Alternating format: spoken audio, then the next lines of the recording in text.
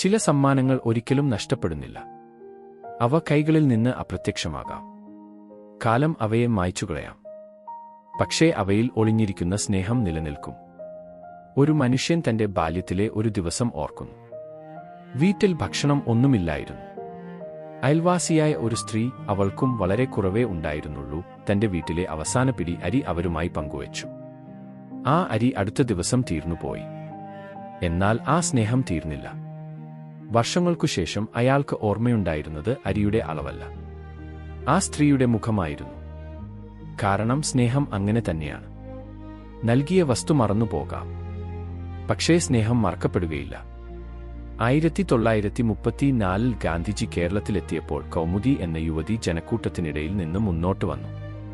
അവൾ തന്റെ വളകളും മാലയും കമ്മലുകളും അഴിച്ചെടുത്ത് ഗാന്ധിജിയുടെ കൈകളിൽ വെച്ചു. ജനങ്ങൾ സ്വർണം കണ്ടു. ഗാന്ധിജി ത്യാഗം കണ്ടു. സ്വർണം നഷ്ടപ്പെട്ടു, ത്യാഗം നിലനിന്നു.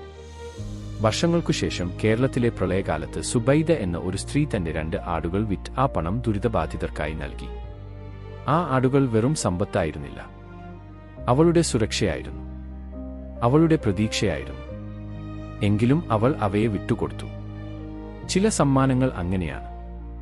അവ ഭൂമിയിൽ നിന്ന് മറഞ്ഞു പോകാം, പക്ഷേ അവ ദൈവത്തിന്റെ ഓർമ്മയിൽ നിലനിൽക്കും. അതുകൊണ്ടായിരിക്കാം യേശു ആ വിധവയെ ശ്രദ്ധിച്ചത്. ദേവാലയാങ്കണം ജനങ്ങളാൽ നിറഞ്ഞിരുന്നു. ഭണ്ഡാരപ്പെട്ടികളിൽ വഴിപാടുകൾ വീഴുന്നു. വലിയ സംഭാവനകൾ എല്ലാവരുടെയും ശ്രദ്ധ ആകർഷിക്കുന്നു. നാണയങ്ങളുടെ ശബ്ദം മുഴങ്ങുന്നു.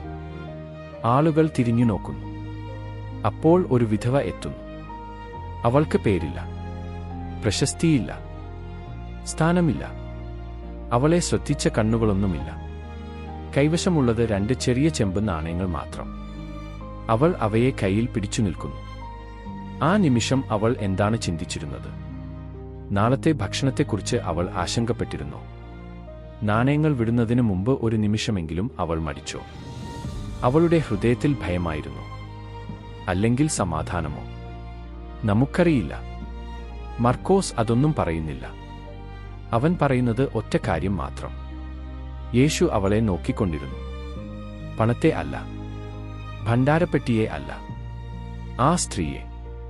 ഒരുപക്ഷേ ഒരു നിമിഷത്തേക്ക് അവരുടെ കണ്ണുകൾ തമ്മിൽ കണ്ടുമുട്ടിയിരിക്കാം. അപ്പോൾ യേശു അവളിൽ മറ്റാരും കാണാത്തത് കണ്ടു. അതിന് തൊട്ടുമുമ്പ് അവിടുന്ന് ശാസ്ത്രിമാരെക്കുറിച്ച് സംസാരിച്ചിരുന്നു. അവർക്ക് നീണ്ട അങ്കികൾ ഇഷ്ടമായിരുന്നു, ബഹുമാനങ്ങൾ ഇഷ്ടമായിരുന്നു. പ്രധാനപ്പെട്ടവരായി കാണപ്പെടാൻ അവർ ആഗ്രഹിച്ചു. അവരുടെ ജീവിതം ഒരു കണ്ണാടിയായി മാറിയിരുന്നു.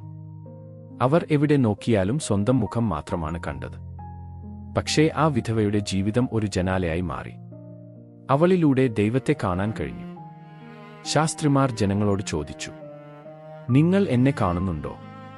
വിധവ ദൈവത്തോട് ചോദിച്ചു, എനിക്ക് അങ്ങയെ വിശ്വസിക്കാമോ? ആ ചോദ്യം യേശുവിന്റെ ഹൃദയത്തെ തൊട്ടുണർത്തി. അതുകൊണ്ടാവാം അവിടുന്ന് ശിഷ്യന്മാരെ വിളിച്ചു പറഞ്ഞത്, അവളെ നോക്കൂ. സമ്പന്നരെ അല്ല, ശക്തരായവരെ അല്ല, വിജയിച്ചവരെ അല്ല. അവളെ നോക്കൂ. വിശ്വാസത്തെ നോക്കൂ, സമർപ്പണത്തെ നോക്കൂ, സ്നേഹത്തെ നോക്കൂ. പക്ഷേ ഈ സുവിശേഷം നമ്മെ അസ്വസ്ഥരാക്കുന്നു. കാരണം ആ വിധവയെ പ്രശംസിക്കുക എളുപ്പമാണ്, അവളെപ്പോലെ ജീവിക്കുക പ്രയാസമാണ്. നമ്മിൽ പലർക്കും സുരക്ഷ വേണം, അവൾക്ക് ദൈവം മാത്രം മതി. നമ്മിൽ പലർക്കും ഉറപ്പുകൾ വേണം, അവൾക്ക് വിശ്വാസം മാത്രം മതി.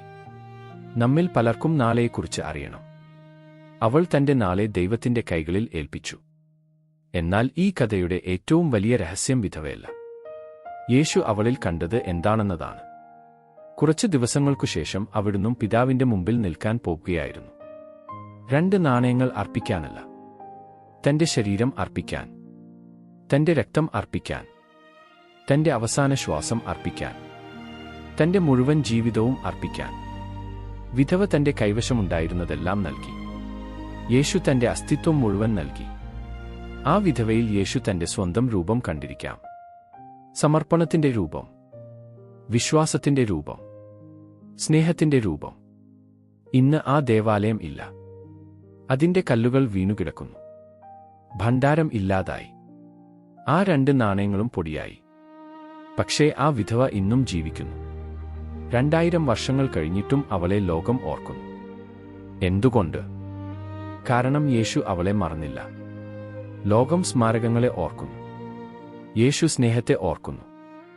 ഒരുനാൾ നമ്മുടെ ജീവിതത്തിന്റെ എല്ലാ ശബ്ദങ്ങളും നിശബ്ദമാകും. അപ്പോൾ ശേഷിക്കുന്നത് നാം എത്ര സമ്പാദിച്ചു എന്നതല്ല, നാം എത്ര സ്നേഹിച്ചു എന്നതാണ്. നമുക്ക് എത്ര ഉണ്ടായിരുന്നു എന്നതല്ല, നാം എത്ര പങ്കുവച്ചു എന്നതാണ്. നാം എത്ര ഉയർന്നു എന്നതല്ല, നാം എത്ര സമർപ്പിച്ചു എന്നതാണ്. കാരണം യേശു ഇന്നും ഭണ്ഡാരപ്പെട്ടിയുടെ മുമ്പിൽ ഇരിക്കുന്നു, ഇന്നും നോക്കിക്കൊണ്ടിരിക്കുന്നു.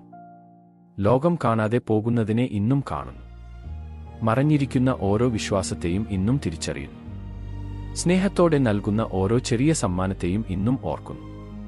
ദേവാലയം ഇല്ല, ഭണ്ഡാരം ഇല്ല, ആ 2 നാണയങ്ങളും ഇല്ല. പക്ഷേ ആ വിധവ ഇന്നും ജീവിക്കുന്നു. കാരണം യേശു സ്നേഹത്തെ ഒരിക്കലും മറക്കുകയില്ല. ആമേൻ.